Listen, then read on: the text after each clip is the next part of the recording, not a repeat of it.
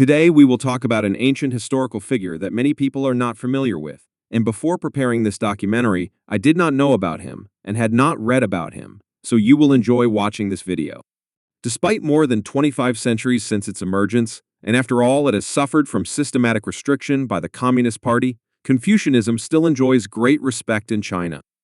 It has not only overcome the obstacles of time and political upheavals, but has also become one of the soft power tools of modern China, a vessel for preserving the identity of the rising power towards global leadership.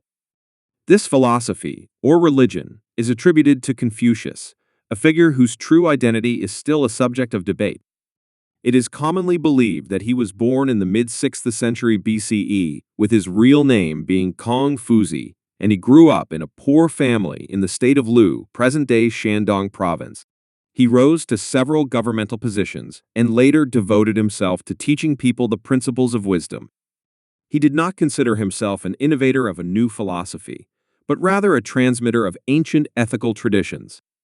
Confucius was accustomed to traveling across Chinese regions to spread his ideas, with a major focus on reforming rulers and princes. However, things did not always go as planned, and he faced much rejection and ostracism. Even though he received some honors and positions from a handful of rulers, he failed to convince any of them to implement his philosophy correctly. Confucius did not leave behind written works that preserved his thoughts and sayings in a way that could be attributed to him with certainty or safeguarded from distortion and alteration. The earliest texts attributed to him were not recorded until about 4 centuries after his passing. As a result, debates will persist regarding many details of his life and beliefs. Some do not rule out the possibility of him being a prophet sent by God to his people, especially since he spoke of heaven entrusting him with the task of healing his country's ailments, expressing his confidence that heaven would not forsake him and that it was the only entity that understood him. The proverb says, "A prophet is not without honor, except in his own country." Confucius had honor in his country, but not in his time. After his death, his philosophy became the overarching umbrella for Chinese religious traditions. Most historical works produced by Chinese thought in past eras were attributed to him, and structures and statues were erected to honor him, following the Chinese tradition of ancestor veneration. Some even elevated him to the level of a deity, considering him a rival to the God of heaven.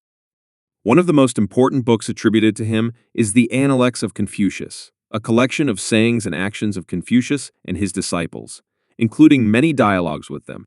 It can be considered the primary source of his ideas and teachings, which continue to have a significant impact on thought and values in China and East Asian countries to this day.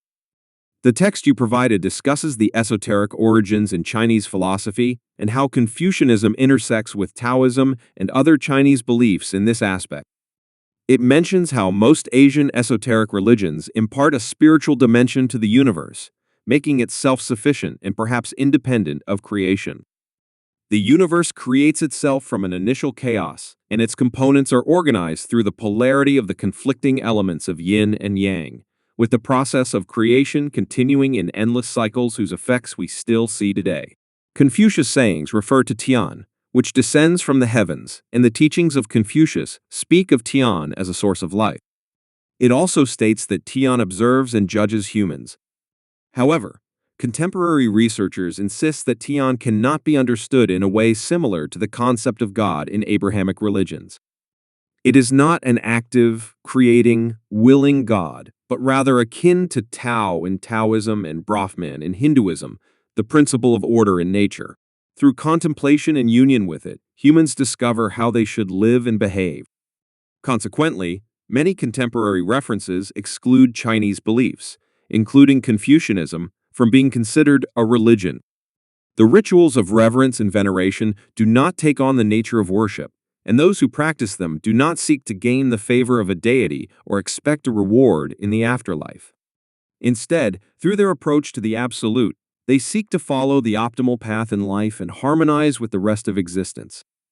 In the book Teachings of Confucius, Confucius urges his followers to perform appropriate rituals, li, that signify respect for positions and good estimation, as a form of worship, jing for the gods, shen, which emerge and stem from tian.